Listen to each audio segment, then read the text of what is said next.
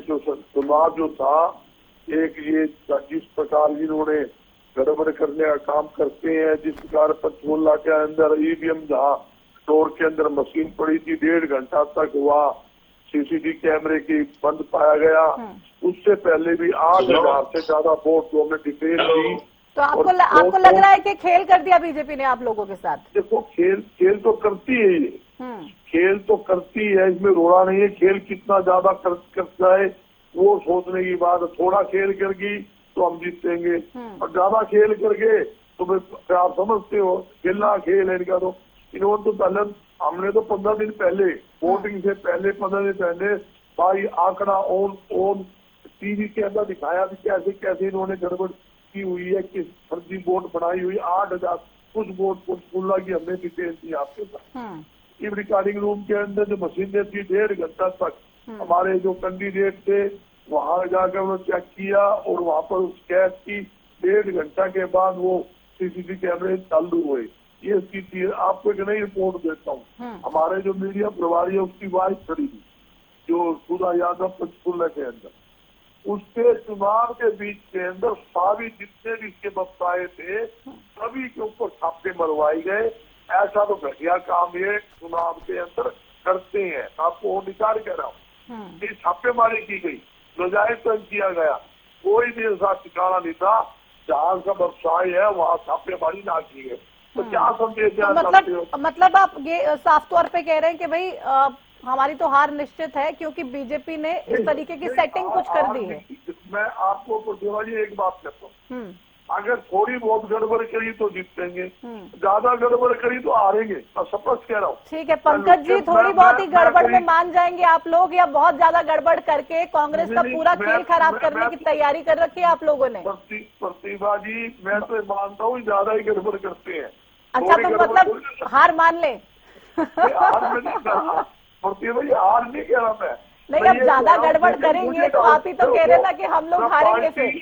Party line से हटके कहता हूँ, ठीक है, पार्टी लाइन से हटके कह रहा हूँ, ठीक है, कि ये लोग ज्यादा गड़बड़ करते हैं। ये तो बहुत चोर बेईमान लोग हैं। ठीक है, इनको इनका कोई उद्देश्य हुआ, एक उद्देश्य है। ठीक है, ठीक है, आप लोग हर बार आरोप लगाते हैं और फिर उन आरोपों के बाद अपनी खामियों पे भी शायद बजरंग दास जी अगर हम काम कर लें तो ज्यादा बेटर रिजल्ट्स देखने को मिलेंगे। पंकज जी, गड़बड़ थोड़ी ही की है या फिर पूरी गड़बड़ करके पूरा खेल खराब कर दिया कांग्रेस का? प्रतिमा जी, बजरंग दास गर्ग जी की बातों से लग चुका है कि उनको 0 पर आउट होने का डर सता रहा है, और अभी से उन्होंने बहानेबाजी करना शुरू कर दिया है कि भाई ये होगा वो हो गया ऐसा। ये बहानेबाजियां हैं। मैं ये पूछना चाहता हूं कि इनकी पार्टी के जो नेता थे भूपेंद्र सिंह हुड्डा, विपक्ष के नेता हैं आज हरियाणा में, वो कहां चुनाव प्रचार में गए, कहां रैलियां की, कहां रोड शो किए। इनके प्रदेश अध्यक्ष राव नरेंद्र, उन्होंने क्या किया? विपरीत माननीय मुख्यमंत्री नायब सिंह सैनी जी रोड शो करते हुए नजर आए, जनसभा करते हुए नजर आए, पब्लिक मीटिंग करते हुए नजर आए। माननीय प्रदेश अध्यक्ष हमारे मोहनलाल बड़ोली जी खुद जनता के बीच जाते हुए नजर आए। हर एक जो चुनाव जहां जहां पर थे उन सब जगह जनता के साथ मीटिंग की, कार्यकर्ताओं के साथ मीटिंग की। तो हमारी तो पार्टी लगातार जनता के बीच थी, लेकिन इनकी पार्टी कहां थी जी? राहुल गांधी जी आते हैं, वहां पर हाजिरी लगाने के लिए पहुंच जाते हैं, लेकिन उसी सद्भाव यात्रा को एक दिन पहले, 24 घंटे पहले तक यूं कहते हैं तो व्यक्तिगत है, इसमें किसी को जाना ही नहीं चाहिए। तो तमाम तरह की बातें इनके पार्टी के कार्यकर्ता और पार्टी के नेता कर रहे थे। जनता से ना कोई सरोकार है, ये सिर्फ मीडिया में बने रहने के लिए और सोशल मीडिया में, ट्विटर पे, इन पे सिर्फ बयानबाजी करने तक ये सीमित है। मतलब आप लोग काम करते रहेंगे, ये लोग आरोप लगाते रहेंगे, लेकिन आप लोगों को फर्क नहीं पड़ेगा क्योंकि आप काम करने में विश्वास रखते हैं। जी। मैं जल्दी सबसे रिएक्शन ले लेती हूँ। ओमकार सिंह जी, क्या लग रहा है, इनेलो का भविष्य कहाँ नजर आ रहा है आपको आज? प्रतिमा जी, सबसे पहले तो मैं सभी प्रत्याशी को शुभकामनाएं दूंगा जो इस रिजल्ट का इंतजार कर रहे हैं। देखिए, इनेलो का भविष्य बहुत बढ़िया है। आपको भी मालूम है कि हमारी पार्टी 2019 के बाद जब टूट का शिकार हुई, अब दोबारा से हम संगठित हुए। लेकिन इस चुनाव की एक विशेषता है। पहली तो ये कि बहुत कम मतदान हुआ। उस कम मतदान के ऊपर हम सबको विचार जरूर करना चाहिए। मात्र 45 से 52% तक मतदान होना कहीं ना कहीं चिंता का विषय है। जनता उदासीन रही है इन चुनावों के प्रति, क्योंकि जनता में विश्वास की कमी आई है। जनता को कहीं ना कहीं ये लगता है कि बीजेपी कोई ना कोई खेला करती है और करती भी है, इसमें कोई दो राय नहीं। अब मैं अंबाला रहता हूँ, अंबाला परसों रात को सीसीटीवी कैमरे सारे बंद हो गए। सभी प्रत्याशी जो विपक्ष के हैं, इनेलो के हैं, आजाद है या कांग्रेस के हैं, वो केंद्र पर पहुंच गए। बीजेपी वाला कोई नहीं आया, क्योंकि बीजेपी को पता है कि लाइट बंद हुई है तो उनकी बत्ती चालू हो जाएगी, ये मालूम है उनको। मैं इनसे पूछना चाहता हूँ, जहां पे मशीनें पड़ी हैं वहां 24 आवर्स लाइट है, वहां कैमरे हमेशा चालू रहने चाहिए, फिर लाइट क्यों गई? 1.5 से 2 घंटे तक प्रदर्शन हुआ तब जाके कैमरे ऑन हुए। और दूसरा, कम मतदान के प्रति हम सबको, प्रतिमा जी आपको भी, चैनल वालों को भी और हम सबको एक ऑर्गेनाइज्ड काम करना पड़ेगा। जब हम किसान की फसल को अंगूठे से लिंक कर सकते हैं, किसान की फसल को आधार कार्ड से लिंक कर सकते हैं, किसान की फसल को आंख की पुतली से लिंक कर सकते हैं, फिर वोट को आधार कार्ड से लिंक क्यों नहीं करते? पिछले 12 साल से इनकी सरकार है, हम लगातार डिमांड करते हैं कि अंगूठे से या आंख की पुतली से वोट को लिंक कर दो, आधार कार्ड को वोट कार्ड से लिंक कर दो। पहली बात तो वोटिंग परसेंटेज 100% तक पहुंच जाएगा, क्योंकि चुनाव के दिन हमने भी देखा, सारा दिन हम मार्केट में पे रहे, 1 वार्ड की वोट 5 वार्ड में पड़ी है, 5 वार्ड वाली वोट 15 वार्ड में पहुंचा दी। ये जो रिशफल करते हैं, जैसे हम ताज की गड्डी को रिशफल करते हैं, वैसे कर रहे हैं वार्ड को। वोट के दिन जनता को अपनी वोट नहीं मिलती, एक व्यक्ति जो वोट 1 नंबर में ढूंढ रहा है उसको वोट नहीं मिलती, घर चला जाता है। तो मतलब आपको भी ये लग रहा है कि बीजेपी ने तमाम जो सेटिंग्स थी वो अपने पक्ष में करके दूसरी पार्टियों को कमजोर करने का काम कर दिया है? नहीं प्रतिमा जी, बीजेपी ने करी नहीं, करती है। पिछले नगर परिषद के चुनाव हुए थे, मैंने खुद देखा था कि 1 वार्ड की वोटें तकरीबन 700-800 वोट वो मिली नहीं किसी को, लेकिन जब 4 बजे का समय हुआ, गाड़ियां भर के पता नहीं कहां से लोग आए, सारे बीजेपी के बूथ पे चले गए। ये सभी पार्टियों को सचेत होना पड़ेगा, अकेले इनेलो से बात नहीं बनेगी। मुख्य विपक्षी दल कांग्रेस है, उनको सचेत होना पड़ेगा। जो चुनाव प्रक्रिया है उसमें परिवर्तन बहुत जरूरी है। ईवीएम से चुनाव खतरनाक साबित हो रहा है और सब मान चुके हैं इस बात को। आज जनता वोट डालने ही नहीं जाती, क्योंकि जनता को नजर आता है कि वोट डालो ना डालो, जीतना बीजेपी ने। और मेरे भाई पंकज बेनीवाल कह रहे थे कि मोदी जी की नीतियों से आकर्षित हो रही है। भाई क्या नीति है ये तो बता दो, जनता को कहना है 1 साल के लिए। ठीक है, आपको रोकूंगी। एक बड़ी खबर इस वक्त आ रही है, ये बड़ी खबर आपकी टीवी स्क्रीन पर। आपको बता दें, रेवाड़ी में मतगणना को लेकर अव्यवस्था के आरोप लगे हैं। जिस चीज का जिक्र हम लोग कर रहे थे वो कहीं ना कहीं अब देखने को मिल रही है। 8 बजे तक नहीं मिली प्रत्याशियों और एजेंट्स को मतगणना केंद्र में एंट्री, तो इसको लेकर कहीं ना कहीं अव्यवस्था के आरोप लगाए हैं तमाम उम्मीदवारों ने और ये कह दिया है कि भाई यहाँ पर जो चीजें वो सही ढंग से नहीं हो रही हैं। 8 बज गए, लेकिन उसके बावजूद भी जो प्रत्याशी थे या फिर उनके एजेंट्स थे उनको मतगणना केंद्रों में एंट्री नहीं मिली, जिसको लेकर ये कहीं ना कहीं तमाम जो आरोप हैं, सवाल हैं, ये खड़े हुए और उसको लेकर वहां पर हल्का फुल्का बहसबाजी भी देखने को मिली, आरोप भी लगाए गए और साफ तौर पे कह दिया कि भाई ये जो व्यवस्था है ये बहुत खराब है। 8 बज चुके हैं, आप प्रत्याशियों को अंदर नहीं जाने दे रहे हैं, आप एजेंट्स को, जो काउंटिंग एजेंट्स है उनको अंदर नहीं जाने दे रहे हैं, तो फिर ये क्या स्थिति है, ये क्या तस्वीर है, ये साफ तो कीजिए आप।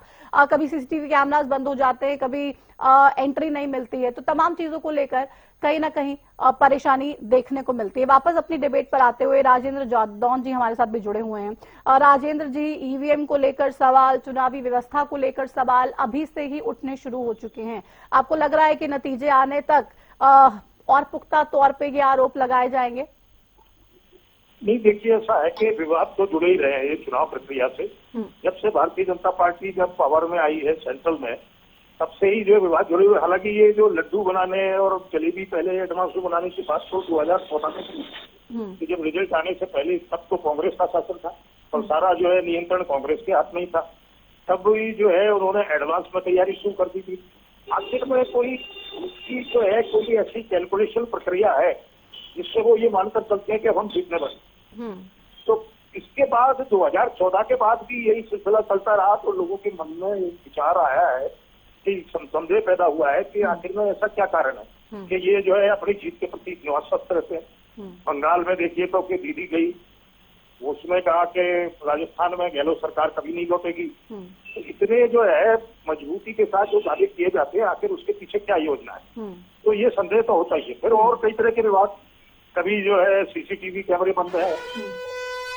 तो रोकूंगी, एक और बड़ी खबर इस वक्त आ रही है। ये बड़ी खबर आपकी टीवी स्क्रीन पर, निकाय चुनाव को लेकर सबसे पहला नतीजा सामने आ चुका है। ये बड़ी खबर आपकी टीवी स्क्रीन पर, रेवाड़ी वार्ड नंबर 2 से बीजेपी प्रत्याशी पूजा जीत चुकी हैं। आप देखिए 8:22 का समय, पहला नतीजा भी सामने आ चुका है। वार्ड नंबर 2 से बीजेपी प्रत्याशी पूजा जीत चुकी हैं। तो ये रेवाड़ी से इस वक्त की बड़ी खबर। यहां पर नगर परिषद का चुनाव और यहां पर साफ तौर पे बीजेपी के लिए जो पहली गुड न्यूज है वो रेवाड़ी के वार्ड नंबर 2 से आ गई है। बीजेपी की प्रत्याशी पूजा ने जीत दर्ज कर ली है। ये सबसे बड़ी खबर इस वक्त, पहला नतीजा हरियाणा न्यूज पर आपको देखने को मिल रहा है। काउंटिंग की हर एक अपडेट सबसे पहले हरियाणा न्यूज पर हम आपको दिखाने का काम कर रहे हैं। सबसे सटीक नतीजे यहीं पर ही देखने को मिलेंगे और पहला नतीजा सामने आ चुका है। वार्ड नंबर 2 से रेवाड़ी वार्ड नंबर 2 बीजेपी प्रत्याशी पूजा जीत चुकी हैं। राजेंद्र जादौन जी, आप अपनी बात पूरी कीजिए। ऐसा है कि ये चुनाव प्रक्रिया डाउटफुल तो हो ही गई। तमाम विपक्षी दलों को हमेशा भरोसा नहीं होता कि वो उनकी हार वास्तविक है। वो ये मानते हैं कि इसमें कुछ न कुछ उसमें साजिश है, उसके पीछे कुछ ना कुछ जो है उसमें क्लेवरनेस है किसी तरह की। नहीं, ये तमाम आरोप भी ठीक है, अपनी तरफ से तो आप लगा रहे हैं, तमाम चीजें हैं ठीक है, लेकिन अब खुद पे भी तो मंथन करना पड़ेगा ना। तमाम जो दूसरी पार्टियां हैं, आप देखिए कांग्रेस की हरियाणा में ही अगर हम बात करें तो कितने बड़े बड़े गुट हैं, कितनी ज्यादा गुटबाजी हावी है और चुनावी मोड में कभी रहते नहीं। ये भी कहा जा सकता है कि बीजेपी तो हर वक्त चुनावी मोड में रहती है, हर वक्त मीटिंग, हर वक्त कोशिशें और चुनाव की पूरी तैयारी शुरू से ही करके रखती है, चाहे चुनाव हो या फिर ना हो। तमाम पार्टियां कहीं ना कहीं यहाँ पर तो लैग कर ही रही है। फिर से रोकूंगी, एक बड़ी खबर आ रही है। अंबाला वार्ड नंबर 1 से बीजेपी की जीत सामने आ चुकी है। अंबाला वार्ड नंबर 1 बीजेपी की जीत, विशाल राणा 62 वोटों से जीत हासिल कर चुके हैं। तो अंबाला से इस वक्त की बड़ी खबर आपको बता दें, वार्ड नंबर 1 से बीजेपी की जीत यहां पर देखने को मिल रही है। बीजेपी के जो उम्मीदवार हैं विशाल राणा 62 वोटों से इस चुनाव को जीत चुके हैं। अंबाला से इस वक्त की बड़ी खबर। और आपको बता दें कि जो अंबाला में कुल वार्ड है 20 हैं और पहले वार्ड का जो रिजल्ट है वो आ चुका है। 62 वोटों से बीजेपी के उम्मीदवार विशाल राणा जीत दर्ज कर चुके हैं। तो ये दूसरी गुड न्यूज भी भारतीय जनता पार्टी के खाते में चली गई है। राजेंद्र जादौन जी, सवाल जो मैंने आपसे पूछा था, मैं चाहूंगी आप उस पर थोड़ा एक बार जवाब दीजिए, क्योंकि बार बार ब्रेकिंग्स भी आ रही है। पूछा था कि ये कांग्रेस बीजेपी हमेशा चुनावी मोड में रहती है, तैयारियां करती है, ये ठीक है। कांग्रेस में उतनी मेहनत नहीं होती और वो माइक्रो लेवल पर मेहनत नहीं करते। जिस तरह से बीजेपी जो है बूथ लेवल पर चली जाती है, पन्ना प्रमुख बना दिए जाते हैं उन्होंने, उनके एक वोटर लिस्ट के पन्ने के इंचार्ज भी हैं और वो नजर रखते हैं कि इनको हमें वोटिंग करवानी है, इनको मतदान करवाना है। लेकिन ये बीजेपी ने कांग्रेस से ही सीखा। किसी जमाने में बीजेपी का जो वोटर था वो शहरी वोटर था और वो मतदान करने नहीं जाता था।